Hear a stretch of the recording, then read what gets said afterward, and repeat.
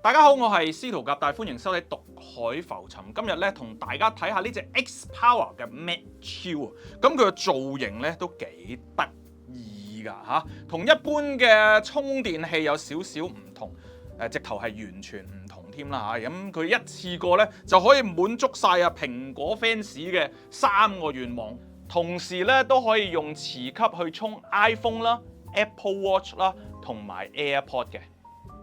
外形嘅獨特之處咧，其中一樣就係佢磁吸充電啊，充電話嘅部分後面咧係有把風扇㗎，咁啊可以幫助到散熱啦。另外除咗風扇之外咧，亦都有半導體嘅製冷片啊，只要撳呢度，個風扇就會着啦。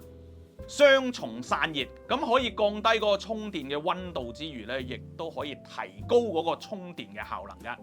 雖然佢係無線磁吸充電啦，但係佢都可以提供呢個快充嘅，好似 iPhone 咁啦，就有呢個15瓦嘅供電啦。Apple Watch 咧就係5瓦，而 AirPod 咧就係3瓦嘅。除咗外形設計獨特之外咧，咁佢通電嘅時候咧，亦都有呢個藍光嘅顯示啦嚇，望落去咧都幾 cyber 㗎。咁另外呢個手機嘅充電位咧，你無論係打直或者打橫咧，都可以進行充電嘅。個座咧仲可以調校角度，煲劇都得啊！另外有別於要用一條類似8字電線啊，或者直頭用電線嘅插電座啦，佢只係用一條 Type C 咧就可以充到電㗎啦。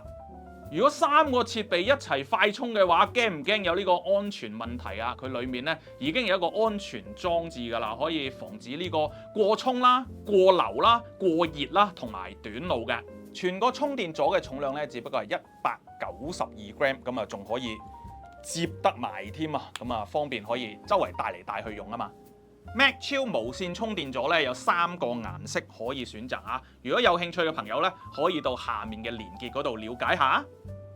呢件 X-Power 產品都有1年保養，半年內有壞啊，仲1換1添。仲有購買任何 X-Power 產品咧，即可喺產品表面做翻個個人刻名服務嘅，訂製個人以及公司嘅禮品啦，打造你獨一無二嘅禮物啊！詳情可以向 X-Power 客服查詢嘅。